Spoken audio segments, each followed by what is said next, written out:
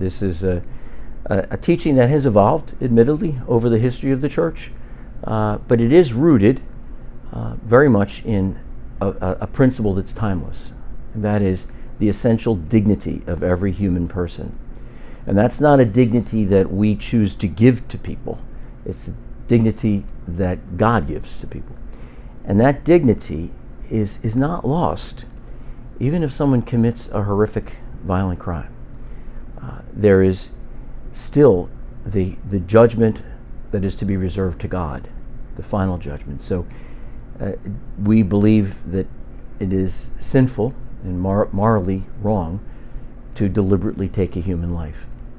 And even if that even if that person has committed a grave evil. First of all, we believe again in that inherent dignity that needs to be respected. God gives life, God takes life. We know that there are serious reasons, self-defense, etc., where lives are taken, and we see that. But capital punishment is the decision of a society to deliberately take a human life as a form of punishment.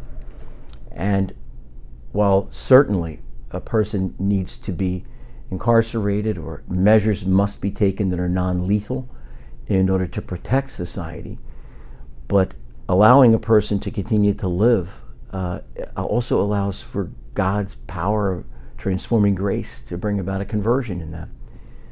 Pope Francis spoke about this often, about in his speaking against the death penalty. He spoke about that reality that a person can change, and if we are orienting our incarceration and experience of imprisonment to be towards that, great good can happen, and a great change can happen in a person as they come to realize what they've done and repent,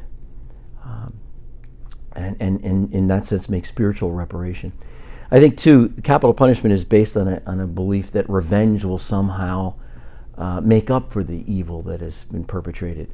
That take that person's life would bring perhaps peace to the victims' families or to loved ones, and I think this is that's certainly really not what we as a civilized society should be looking to do. Rather, I don't think that the life of the individual who has been murdered, for example, that person who died in sometimes a horrific way, are they really served by another act of violence? Does that really bring about some sort of sense of peace for the victims? Is there adequate reparation? Could you possibly ever do anything that could make sufficient reparation? So I do believe that the church has come to understand this, particularly in contemporary times. It was Pope St. John Paul II in his encyclical letter Evangelium Vitae, the dignity, the gospel of life, that he began to speak in a very powerful way that capital punishment is another example of an assault on the dignity of the human person, the taking of life.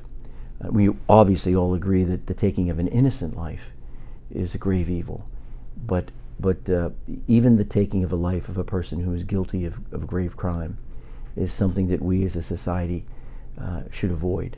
And so the church has said where there are non-lethal means to protect society from further violence from a potential capital offender, then we need to do that.